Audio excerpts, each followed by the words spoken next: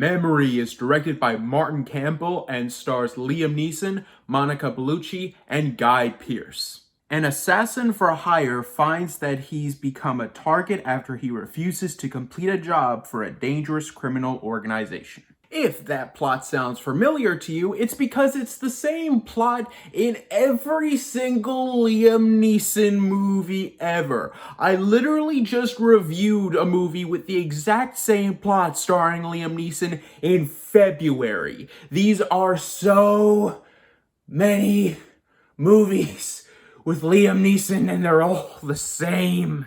There are slight mixes in quality here and there, but for the most part, they are either just renters or garbage. Blacklight was garbage. Memory is better, but it's a renter. That's it. Alright, so first of all, let's just get all the good stuff out of the way. First of all, the acting. The acting in the movie isn't half bad, all things considered. Guy Pearce is clearly trying to give his best performance that he can give with all of the limitations that is in this movie, and we will get into those limitations. But in my opinion, the best actor of the movie is Liam Neeson himself. I will give credit where credit is due. Liam Neeson in this movie is trying his hardest. He's playing an assassin for hire with Alzheimer's, and he's on his last mission. This could have easily been a role that could have gone so south.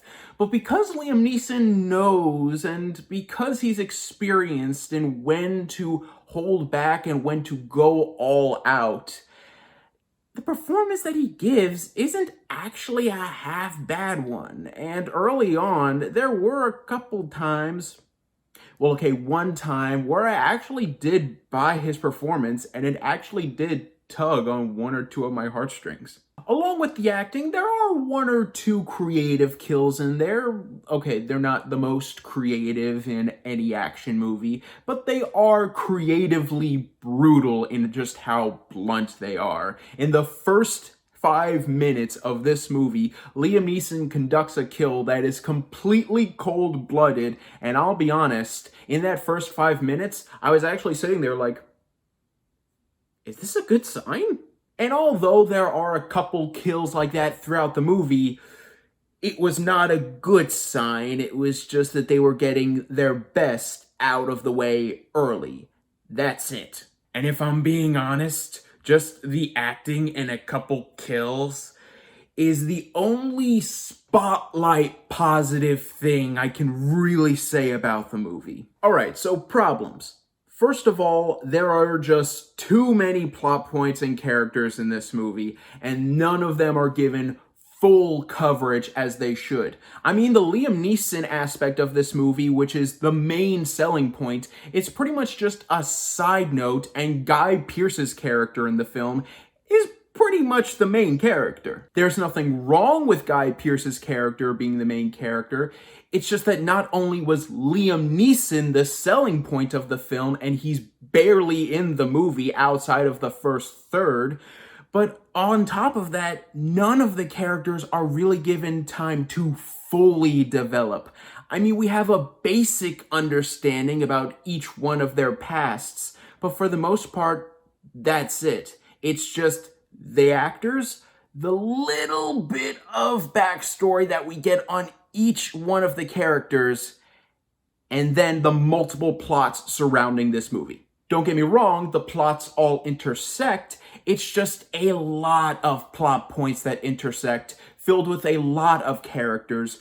None of them you really care about. And besides a couple creative kills, the action in the movie is really standard. Don't get me wrong, the action sequences aren't awful and they are easy to see.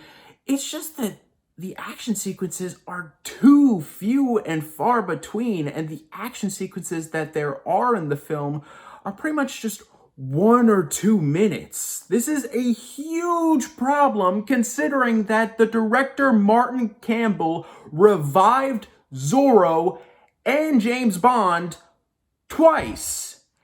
And yet this is the best action he can give us in this film. 1 or 2 minute action sequences, and the action sequences are either panning across to see character movement, or when the characters aren't moving, which considering that it's Liam Neeson, most of the time the action sequences, the characters aren't moving. It's literally just the camera with a medium shot of the 2 characters and Liam Neeson is slapping around one guy. That's it. And because of both of those things, and just because of how cliched the movie is at times, it's just boring.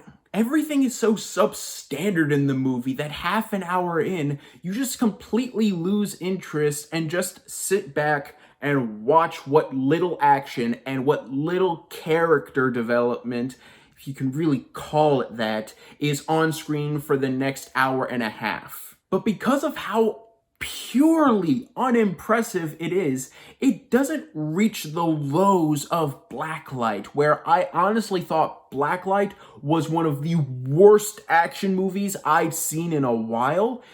This isn't awful, it's just boring. Sometimes the actors do give a noteworthy performance, and every once in a while you will get a creative kill, but because of just how cliched and unbalanced the story is, and because of how lacking the action is, the film just ends up being an unremarkable bore. It's not an awful film, it's perfectly watchable, but because the moment you walk out of the theater, you'll probably forget this film even existed, it's a huge disappointment when you compare it to Liam Neeson's talent and director Martin Campbell's talents. I'm gonna give Memory a C-. Well guys, thank you so much for watching, and let me know in the comments down below, what's your favorite Liam Neeson movie? For me, does Batman Begins count? Because he was the villain in that. You know what? I'm counting it. Batman Begins. One of the greatest superhero movies ever made. One of my favorite movies ever made. The best Liam Neeson movie in my opinion. Thank you guys so much for watching. You guys are the best. And don't forget to click subscribe and click the bell icon down below to stay up to date on all things movie, all things TV, all things nerd.